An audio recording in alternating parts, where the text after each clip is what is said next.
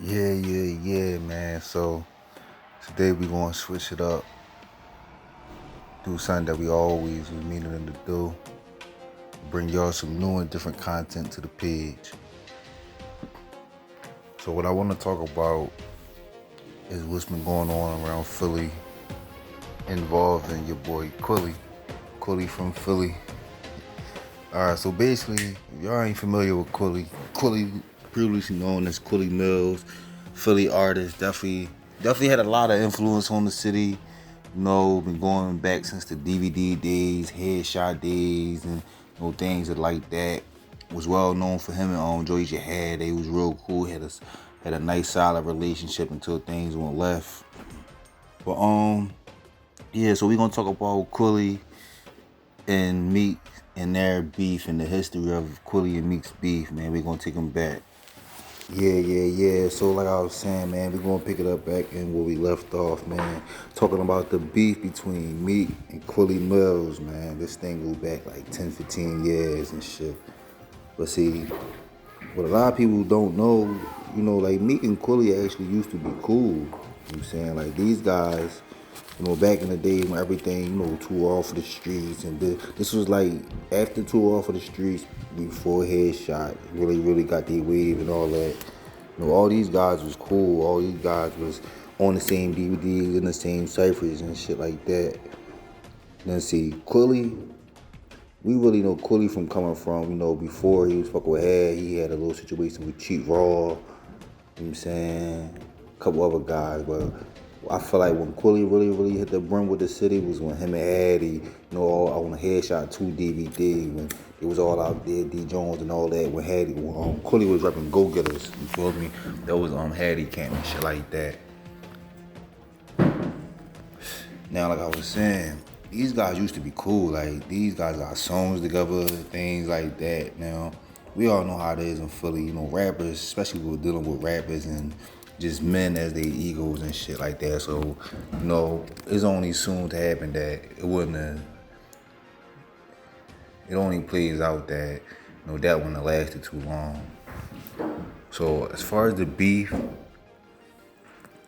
things really started getting heated when I believe Hattie and Meek started going at each other, which is crazy because Hattie and Meek was actually real close.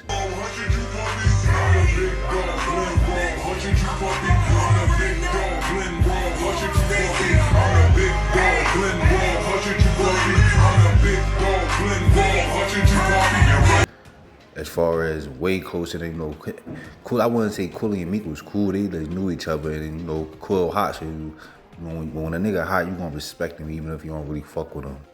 But Had and Meek was actually like cool. Like these guys was, doing some more songs together, and Hattie probably had like a bigger wave during this time too. Also, Had was he was Stand By Babe. Had was a little older, and then he had a flow like. For me, back then, Had was one of the guys who really was rapping on some like Meek was more so on some my savage shit, you know what I'm saying? But back to the beef, man. This thing go back years. Like this beef goes back, about 10, 15 years. Like it was actually one point in time, like before, we was really up on the blogs.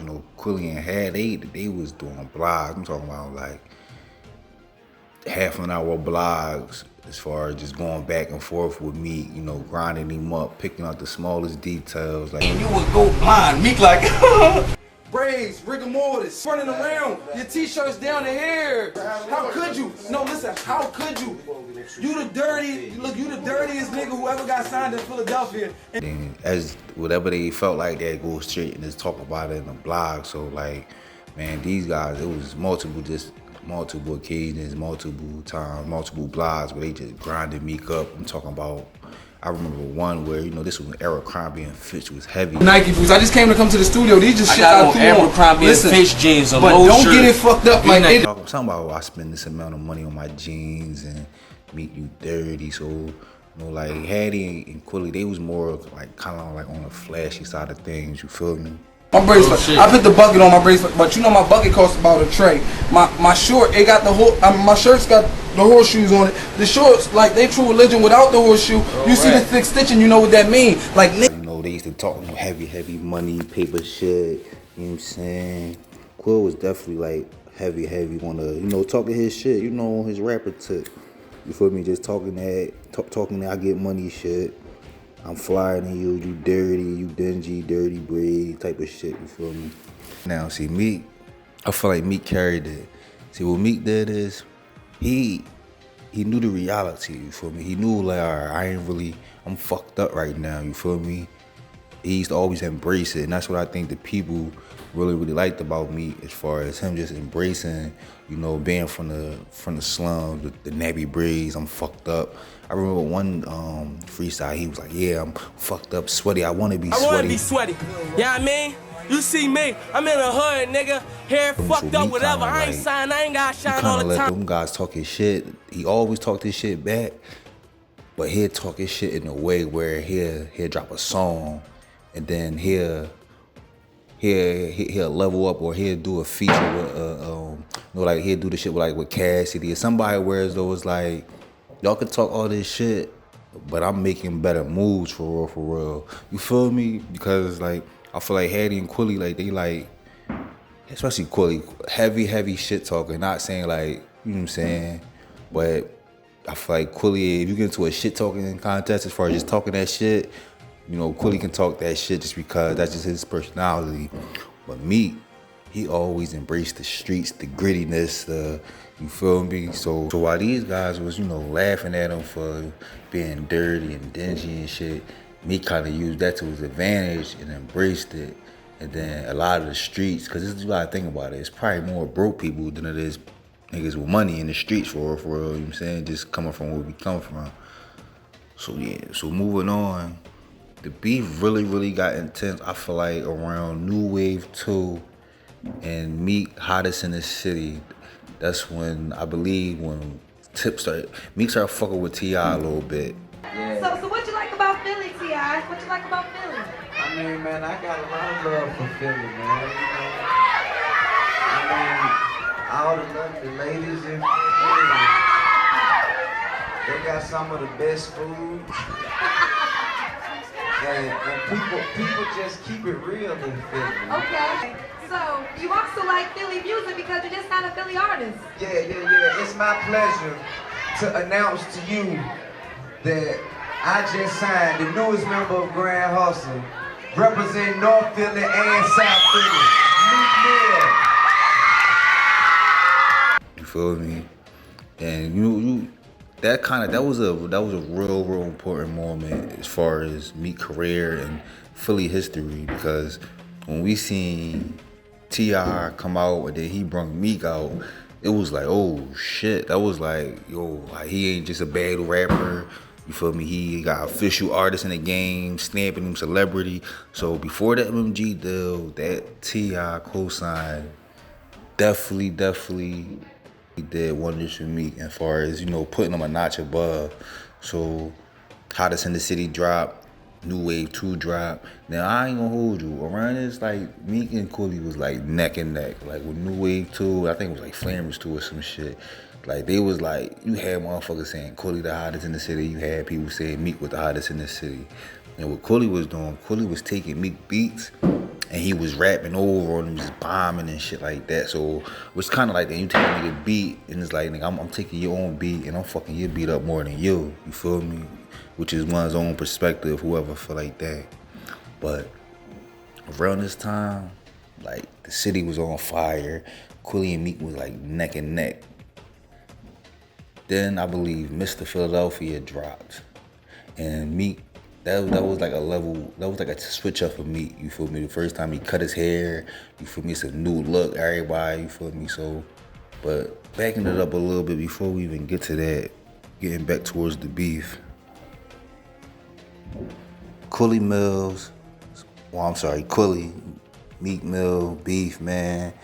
Everybody in Philly, you know, you from Philly, you already know this shit been going back since, you know, forever.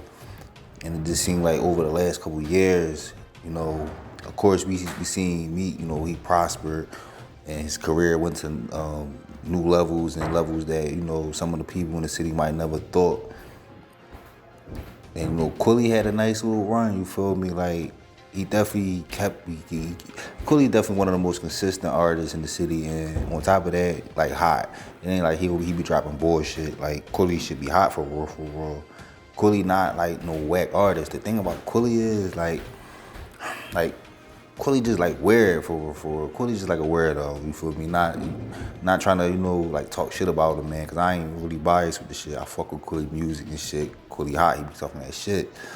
But as far as Philly, you know, Philly like the Philly thing, the end club and shit like that, Quilly just kind of, you know, he just do a little weird shit. You know, he had a little history, you know, as far as, you know, being with different cliques, and then everybody knew the situation with Ab, and then the footage from the studio. Like, when shit like this happen to you as an artist, it kind of lowers your value, if that makes sense, you feel me? Because people won't get it. You'll see Quilly, you'll see the views, and he got this much and shit like that, but that shit is different when views and Instagram transitions into show money, and people wanting to, like, venues wanting to book you because they know people going to want to come out and see you. Like, people going to want to come out and spend their money just to watch you perform and shit like that. So that's something for, that's a whole different topic.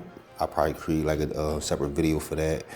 But yeah, like, so back what I was saying, Meek ended up getting on, everybody seen he signed MMG, shit started popping. So the beef kind of really died out for a minute, you feel me? It seemed like niggas was cordial. You seen Quilly popped up at the video shoot, the Dream, I'm a Boss shoot. You know, he was in the selfie, everybody, that became like a meme. Quilly was like a dream chaser for a day, but, you know what I'm saying? He was, I guess, you know, niggas was playing the safe, trying to hopefully see if I might be able to get a feature or cuz he might show me love, but you gotta think about it, bro. Like, like, the way them niggas used to go at Quilly, like, I mean, the way them niggas used to go at Meek and shit is like, yo, ain't nobody gonna show a nigga love that. Like, when you used to, like, talk the most shit, and then imagine it's like it flipped now. So I feel like, you know, Quilly kind of played a period where he was, I guess, trying to be cool, you know, trying to put the shit to the past, trying to level up. But as you, like, you know, Meek ain't like, why would he, you feel me, show love? It ain't really beneficial to him. On top of that, it's like, this a nigga that used to talk the most shit about me, so, like, I ain't really got no rap for you feel me? But Quilly dropped Real One and little shit like that, and it kind of just, you know, he never got that extra step where it's like, he took that next step and, you know, labels and shit like that. You feel me? He kind of like stayed local, I should say. I don't want to say local because he definitely got a national buzz, but, you know. So now, the shit started to pick back up like a couple years ago. You know what I'm saying? Like, just on some out of nowhere shit. You know, something may have happened behind the scenes. Or niggas may have been watching Tekashi 6ix9ine and picking up their own little thing, but Quilly started to diss again.